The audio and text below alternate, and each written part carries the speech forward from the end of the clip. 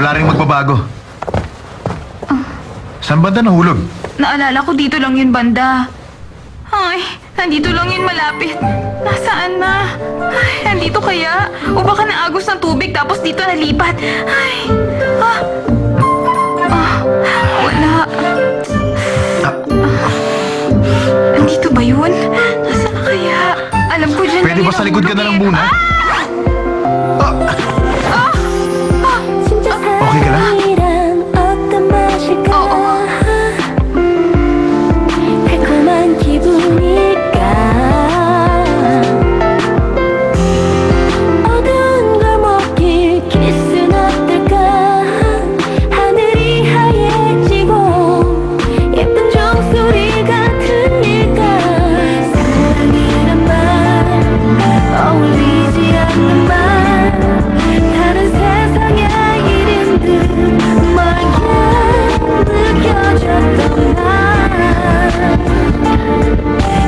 Ang contact lens mo.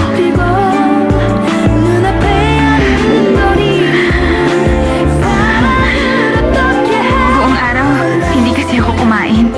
Siguro gutom lang ako. Mag-enjoy ka sana sa dinner.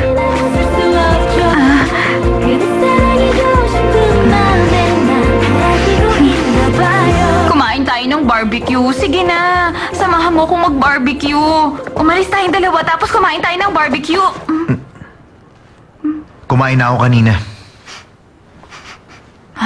Sinabi ko na nga ba, kanina pa ako nakakaamoy ng barbecue. Malilibre ako. Iba na lang ilibre mo. Housemates tayo, hindi ba? Kailangan natin mag-bonding para magkakilala. Ayoko makipag-bonding. I want to be alone.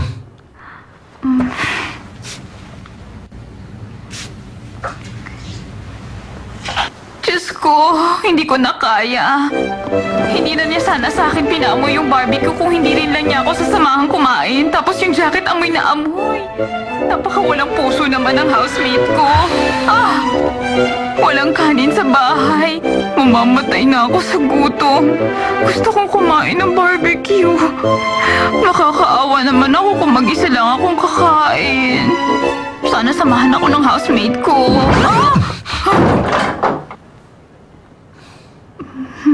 Sige na. Tara.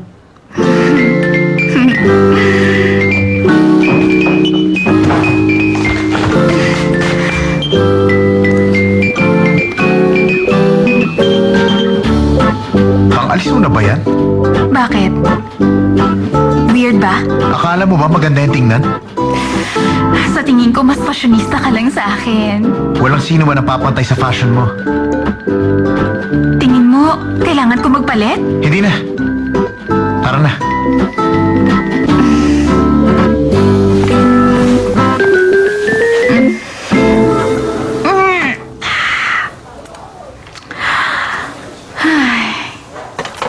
Charlie Han, alam ba kung anong sinabi nun sa akin?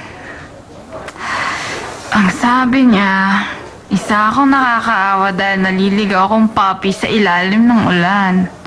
Ako, puppy. Ang totoo, hinalikan niya ang isang pupping katulad ko kaya siya ang baliw. Pare-pareho talaga kayong mga lalaki. Gusto lang nila yung mga magaganda. At huwag natin kakalimutan na may mga sexy na katulad ni Lizzie. Pero masaya ako dahil hindi ka katulad nila. Naiiba ka sa lahat ng mga kilala kong lalaki. Thank you. Umuwi na tayo. Anong uwi? Marami pa tayong ubusing alak ko. Oo. Pagkatapos yan, uwi na tayo ha.